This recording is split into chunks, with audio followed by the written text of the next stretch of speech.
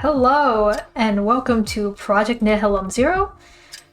I'm Geekai, and I have never done a stream recording anything like this before, so bear with me, I'm doing my best. Anyways, I'm gonna make sure, okay, so the music is still down, so I actually had to turn the music down a bit because compared to the voices, the music is admittedly loud, so I'm gonna put it like there, I think. And then leave those two there. Alright. Anyways, let's just get started. It's probably gonna have things already filled in because, as I said, I played it for a little bit before I realized, oh, okay, yeah, we're really gonna need to turn down the music. So, yeah. Anyways, we are not doing any censoring for writing an illustration because I am over 16. I am, in fact, an adult. Coldness is in the air, sharp and cutting like a sword. Rhythmic beeping echoes through your head as you open your eyes, blinking and heavily dazed. The ceiling of the room is bright and shiny, built of brushed metal. A strange-looking device hovers just a few centimeters above your forehead. You blink again, letting your gaze wander blankly around the room. Your whole body feels numb. Almost floating. A dull, droning hum fills the barren room and makes your head throb. Ugh. A short, hot pain shoots through your head into the back of your eye sockets. Overwhelmed by the sudden pain, you try to press your hands to your throbbing temples, but you can't. Stunned, you look down. After a few seconds, your vision comes into focus and get a clear view of your body. You're sitting far back in a technically complicated-looking chair. Your arms, legs, and torso are bound to the chair with wide black straps. Fun! Still unable to think clearly, you tug at the straps a few times, but quickly realize that you can't move an inch.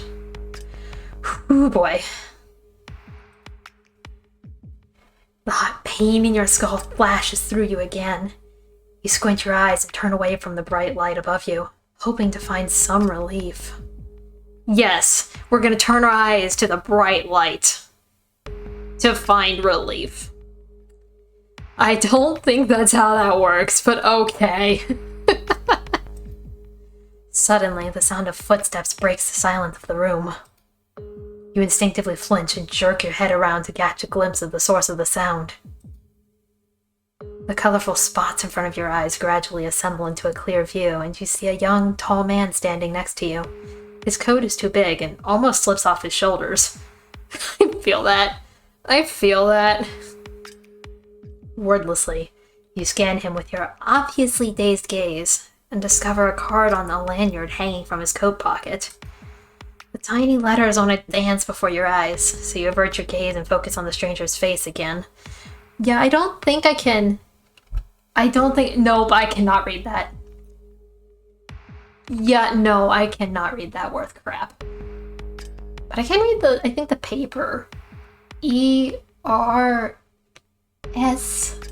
assessment. Well, I know what assessment means. I don't know what ERS is, but okay. You open your mouth. A word is on the tip of your tongue. But no matter how hard you try, you can't get a sound past your lips. The word, and the thought of it, disappear before you can grasp it. The stranger raises his hand, holding a pen with a small lamp. He waves it back and forth a few times in front of your eyes while you follow the small light with your gaze. Okay, we're at the doctor's?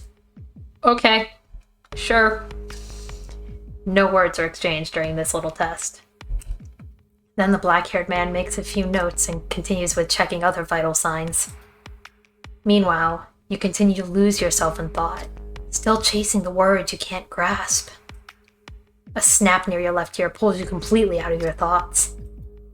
Somewhat annoyed at the distraction, yet relieved to have escaped the pain, you turn your gaze back to the stranger in the smock. Yeah, you want something? Mumbling quietly, he makes a note of something. Good. Responds to auditory stimuli. Figures. I'm going back to my brain. You're overcome by a realization. You can't remember. Nothing. Nothing at all. Where have you been before you woke up in this room? The stranger eyes you critically, then makes a few notes about you in his papers. Confused and dazed, you turn your head and manage to catch a glimpse of said notes as he fills in the last blank fields. Okay, so... Alright, number, 4 digits. What if I want to type letters? That's a no. Alrighty, so we're gonna go with 1661. Subject's pronouns. I'm gonna go with being a he, him. Even though I am not a he, him. Yeah, I'm still going with it anyway. Dangerousness of ability. I mean, if I'm being restrained in a chair and, like, not being able to do anything about it, like, I don't know. That doesn't sound very dangerous. Frequency of violent behavior. Well, I know me. I know me in these kinds of, like, messed up situations like this. High. It's high. Potential for developing new abilities. Alright, so I already went low and high for these other two. So you know what? We're just gonna go medium. We don't know. I certainly don't know. He probably knows. This guy probably knows, but I don't. Are you sure you want to sign? Why am I the one signing? I thought he was the one doing this. Okay, that just brings it back here and you can make edits. Alright, cool. Anyways, I'm good. I am good. The man in the lab coat quietly puts his pen aside and looks at you in silence for a moment. Ah, a gray one. With the shapeshift ability. Okay, so I did get this far. It gave me the achievement for the hybrid ability. Not the shapeshift one. By doing what I did before.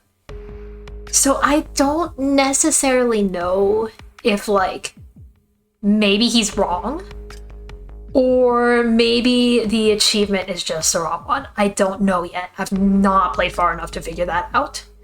Because I didn't really get far before I realized, oh, the voices are hard to hear. Anyways, let's continue. You will react when someone addresses you with your number. Will I? Without waiting for you to react, he turns away from you and puts his notes aside. He's like, I am not giving you a chance to say, what if I don't? You can figure it out on your own. You still feel dazed, but the buzzing in your head gradually subsides. Ray 1661? Correct. That's your name.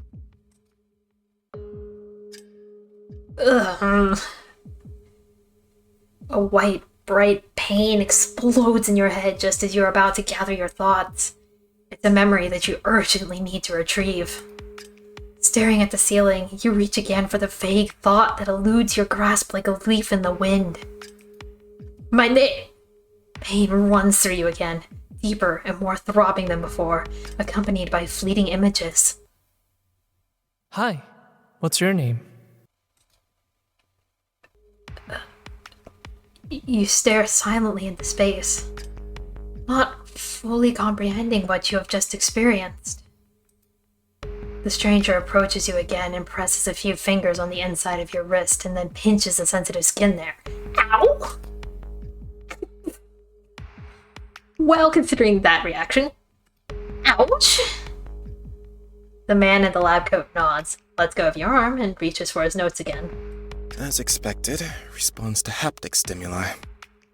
You couldn't have just poked me? Like, just poke, instead of just go, ow, that actually hurt. I just tried to pinch myself, it's like, ow, whoops.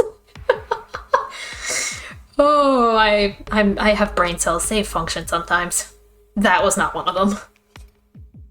He sighs, then makes eye contact with you. What is your name? I'm going to be a problem child? I don't know. He stares at you silently. Short-term memory seems to be limited. You're mean. You are mean. Okay. With a disparaging nod of his head, he points to the closed door behind him. Do you know what lies behind this door? No. He nods and makes some final notes. Then he disappears from your field of vision. The assessment test is now complete. Do you have any questions? I have several. If so, keep them to yourself. I don't get paid to talk. Get on other people's nerves. Then why did you ask? If you weren't going to answer any of them? Because I have a million questions right now. None of them are getting answered. Okay. You can tell by the sound of his voice that he is turning away from you and speaking in the opposite direction. Expert is ready for the transfer. Just going to... As if you are struck by lightning, a brief, intense tingling sensation runs through your entire body before everything around you turns numb and dark.